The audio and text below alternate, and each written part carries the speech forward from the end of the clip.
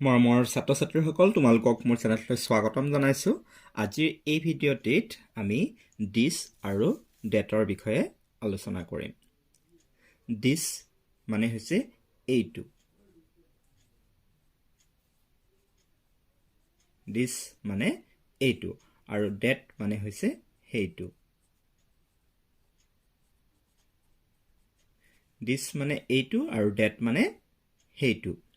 এতিয়া ধৰা এনেকুৱা এটা বাক্য আছে, এইটো এটা কলম। ইয়াত এইটো হ'লে আমি কি লিখিম? দিছ। দিছ তাৰপিছত লিখিবা ইজ, এটাৰ কাৰণে লিখিবা এ, আৰু কলমক ইংৰাজীত কোৱা হয় pen, PEN, pen. This is a pen মানে এইটো এটা কলম।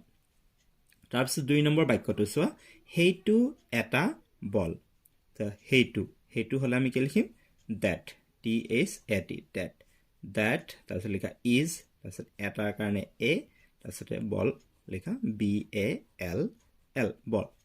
সেইটো এটা বল, ডেট ইজ এ বল।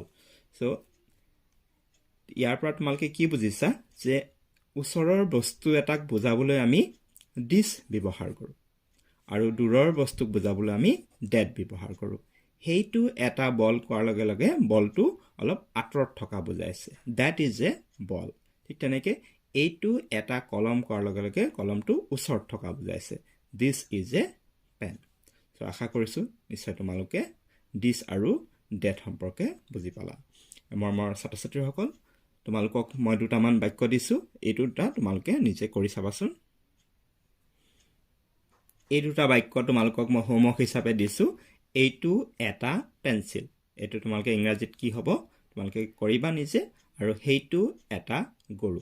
আৰু পাৰিলে তোমালোকে এই 2টা উত্তৰ তোমালোকে কমেণ্টত মোক কমেণ্ট কৰি জনাবা, বা তোমালোকে মোক হোৱাটছআপ কৰি এই উত্তৰ 2টা জনাব পাৰা। মোৰ হোৱাটছআপ নম্বৰ হৈছে 7086618134।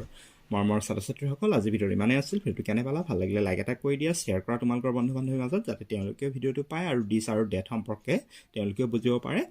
আৰু মোৰ চেনেলটোৰ সৈতে জড়িত হৈ থাকিবা, যিহেতু এই চেনেলটোত তোমালোকৰ সকলো বিষয়ৰ ভিডিঅ' নিয়মীয়াকৈ আগবঢ়াই থকা হয়। আৰু লগতে তোমালোকে মোৰ চেনেলৰ প্লেলিষ্ট ছেকশ্যনটো এবাৰ চেক কৰি চাব পাৰা। তাত তোমালোকৰ বেলেগ বেলেগ বিষয়ৰ প্লেলিষ্ট ধুনীয়াকৈ কৰা আছে। তোমালোকে নিৰ্দিষ্ট বিষয়ৰ প্লেলিষ্টত গৈ নিৰ্দিষ্ট পাঠৰ ভিডিঅ' চাই তাৰ পৰা আয়ত্ব কৰি ল'ব পাৰিবা। আৰু ক'ৰবাত কিবা অসুবিধা পালে বা বুজি নাপালে তোমালোকে মোক কমেণ্ট কৰি জনাবা। ভিডিঅ'টো চোৱাৰ বাবে ধন্যবাদ।